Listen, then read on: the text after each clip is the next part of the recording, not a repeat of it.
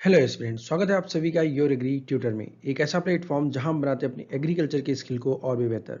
Students, आज की video में हम कवर करेंगे एग्रीकल्चरल करंट अफेयर मार्च 2021 को। अगर आप चैनल पर नए हैं तो योर एग्री ट्यूटर नाम से चैनल को सब्सक्राइब कर लें और बेल आइकन को प्रेस करना ना भूलें वीडियोज़ की नोटिफिकेशन को सबसे पहले पाने के लिए। तो चलिए शुरू करते हैं।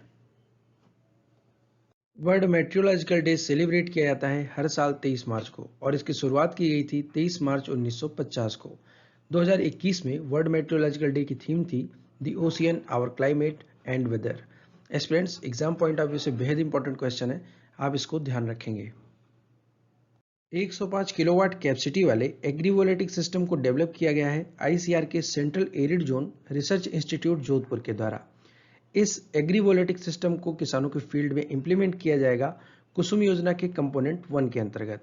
कुसुम किसान ऊर्जा सुरक्षा उत्थान महाअभियान, इसको लॉन्च किया गया था 2019 में और इस योजना का उद्देश्य है कि जो भारत के किसान हैं उनको एनर्जी सिक्योरिटी के लिए इंश्योर करना।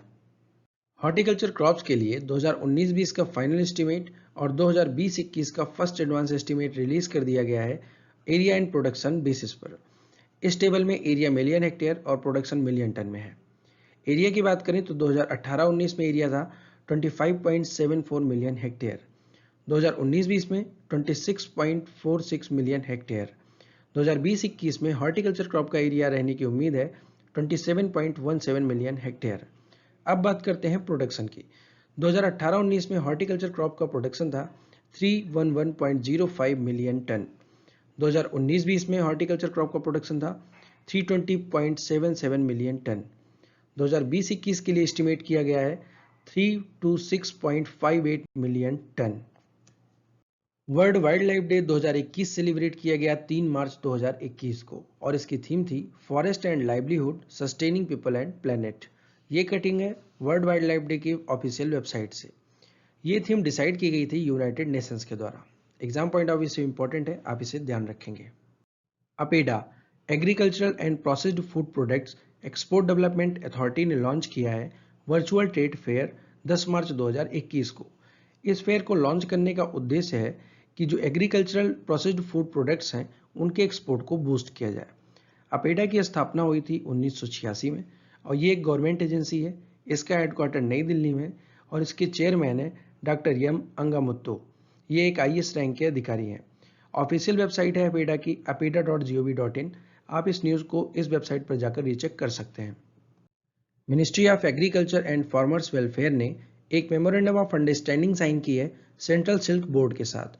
इस एमओयू को साइन करने का उद्देश्य है कि एग्रो फॉरेस्ट्री सेक्टर को इम्प्लीमेंट किया जाए सिल्क सेक्टर में और ये इम्प्लीमेंटेशन किया जाएगा submission on agro forestry scheme के अंतर्गत। गवर्नमेंट ऑफ इंडिया ने सबमिशन ऑन एग्रो फॉरेस्ट्री को फॉर्मुलेट किया था 2014 में।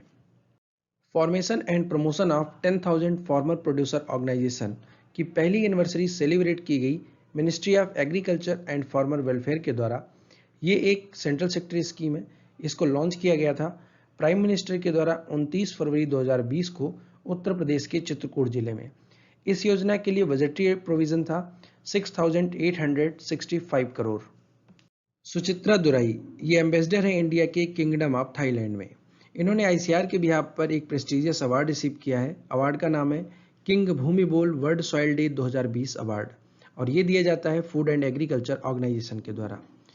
इस अवार्ड को अनाउंस किया गया था एफएओ के द्वारा वर्ल्ड सॉइल डे पर और इसका व्यू था कि आईसीआर ने एक्सीलेंट कंट्रीब्यूशन दिया है सॉइल एंड हेल्थ अवेयरनेस में। ये पिक्चर है अवार्ड की। भारतीय प्राकृतिक कृषि पद्धति बीपीकेपी इसे इंट्रोड्यूस किया गया है परंपरागत कृषि विकास योजना की सब स्कीम के तौर पर। इसका उद्देश्य है कि जो ट्रेडिशनल नेचुरल फार्मिंग है उसकी प्रैक्टिस को प्रमोट किया जाए। इस स्कीम का जो मेन इम्फेसिस है जितने भी सिंथेटिक केमिकल इनपुट्स हैं उनका एक्सक्लूजन और एनिमल या फिर प्लांट बेस्ड जो प्रिपरेशंस हैं उनको फार्मिंग में प्रमोट किया जाना। एशिया के सबसे बड़े ट्यूलिप गार्डन जो जम्मू कश्मीर के श्रीनगर में है उसे जनरल पब्लिक एंड टूरिज्म के लिए खोल दिया गया है 25 मार्च 2021 को। Tulip garden is a spectrum of colours. यहाँ पर आप देखेंगे कि कितनी रेंज के ट्यूलिप आपको देखने को मिल रहे हैं और इसे उगाया जाता है श्रीनगर के जबरवान हिल्स में जो डल लेक के किनारे पर है। Students, exam point of view से आपको इतना याद रखना है कि एशिया का सबसे बड़ा ट्यूलिप गार्डन कहाँ पर है। वर्ल्ड वाटर डे हर साल सेलिब्रेट किया जाता है 22 मार्च को। ये यूनाइटेड नेशन के द्वारा निर्धारित किया गया है।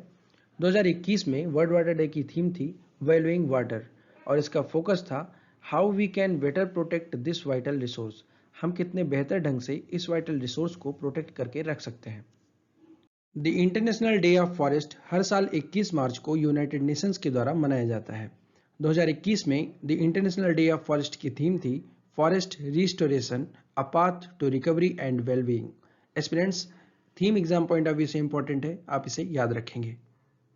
The ministry of women and child development ने सेलिब्रेट किया पोषण पखवाड़ा 16 मार्च 2021 से 31 मार्च 2021 तक और इसको पूरे देश में इंप्लीमेंट करने का काम था department of women and child development का।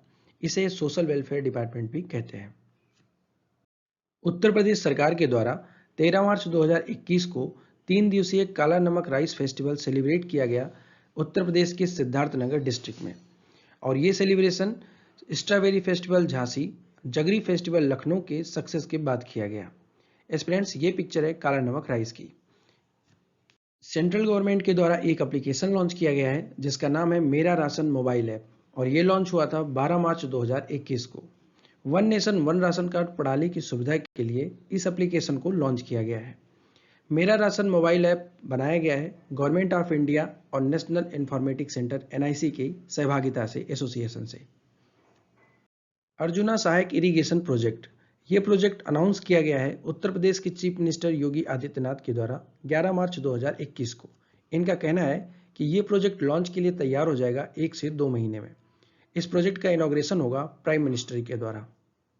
Aspirants, AFO exam point of view से इंपॉर्टेंट क्वेश्चन है इंटरनेशनल वुमेन डे, ये सेलिब्रेट किया जाता है हर साल 8 मार्च को। 2021 में इंटरनेशनल वुमेन डे की थीम थी women in leadership achieving an equal future in a कोविड-19 world. Council of scientific and industrial research CSIR के वैज्ञानिकों के द्वारा एक मिशन डेवलप किया गया है। इसका नाम है फ्लोरिकल्चर मिशन। इस मिशन को भारत के 21 राज्यों में इंप्लीमेंट करने का अप्रूवल मिल चुका है। एस्पिरेंट्स, ये तस्वीर है लॉन्च डे की। आपको एग्जाम पॉइंट ऑफ व्यू से इतना याद रखना है फ्लोरिकल्चर मिशन किस रिसर्च सेंटर के द्वारा डेवलप किया गया। 4 मार्च 2020 को रेड राइस की पहली कंसाइनमेंट पहली खेप भेजी गई यूनाइटेड स्टेट्स को। रेड राइस भारत के राइस एक्सपोर्ट पोटेंशियल को बढ़ाने में मदद करेगा। इसका साइंटिफिक नेम ओराइजा लॉन्गिस्टा मिनाटा या फिर ओराइजा पंक्टाटा है। एक्सपोर्टर इसे एल्टी फूड नाम से बुलाते हैं। स्टूडेंट्स, ये तस्वीर है रेड राइस की। यूनाइटेड नेशंस जनरल असेंबली के द्वारा UNGA के द्वारा वर्ष 2023 को international year of the millet घोषित किया गया है। इस वर्ष को घोषित करने का संकल्प भारत द्वारा प्रायोजित किया गया था। इस रेजोल्यूशन को सर्वसम्मति से अपनाया गया है और 193 में से 70 से अधिक राष्ट्रों का सपोर्ट प्राप्त हुआ है। एक alternate energy light trap develop किया गया है national rice research institute Cuttack के द्वारा। ये इंसेक्ट और पेस्ट को आइडेंटिफाई करने में फार्मर्स की हेल्प करेगा। National rice research institute Cuttack को इसका पेटेंट मिल चुका है। पेटेंट नंबर है 357993। स्टूडेंट्स, ये पिक्चर है एनर्जी लाइट ट्रैप की। एग्जाम पॉइंट ऑफ व्यू से इंपॉर्टेंट है, ध्यान रखेंगे। महाराष्ट्र के किसानों के द्वारा एक मूवमेंट चलाया गया है। इसका नाम है फ्रेश फ्रूट केक मूवमेंट। इसका उद्देश्य है कि जो ट्रेडिशनली बेकरी मेड केक होते हैं उनकी जगह पर फ्रेश फ्रूट केक को प्रमोट किया जाए। एस्पिरेंट्स, कुछ इस तरीके से होंगे fresh fruit cake. Aspirants, exam point of view से इंपॉर्टेंट क्वेश्चन है मणिपुर राज्य को वंधन विकास योजना का विनर स्टेट घोषित किया गया है। वंधन विकास योजना मणिपुर राज्य के लोकल ट्राइब्स के लिए एम्प्लॉयमेंट का मेजर सोर्स है। अब तक 100 वंधन विकास केंद्र मणिपुर राज्य में स्टैब्लिश किए जा चुके हैं जब से ये प्रोग्राम लॉन्च हुआ है अक्टूबर 2019 से। एस्पिरेंट्स, ये लोग हैं वंधन विकास योजना का। इंडिया और फिजी के बीच में एक मेमोरेंडम ऑफ अंडरस्टैंडिंग साइन की गई है कि कुछ एरिया में कॉपरेशन प्रोवाइड कराए जाएंगे, जैसे कि exchange of research, enhancement and transfer of technology का ट्रांसफर किया जाएगा, इंफ्रास्ट्रक्चर का डेवलपमेंट, एग्रीकल्चर डेवलपमेंट के लिए, ह्यूमन रिसोर्स का development, promotion of joint venture को प्रमोट किया जाएगा दोनों देशों की जो प्राइवेट सेक्टर हैं उनके बीच में।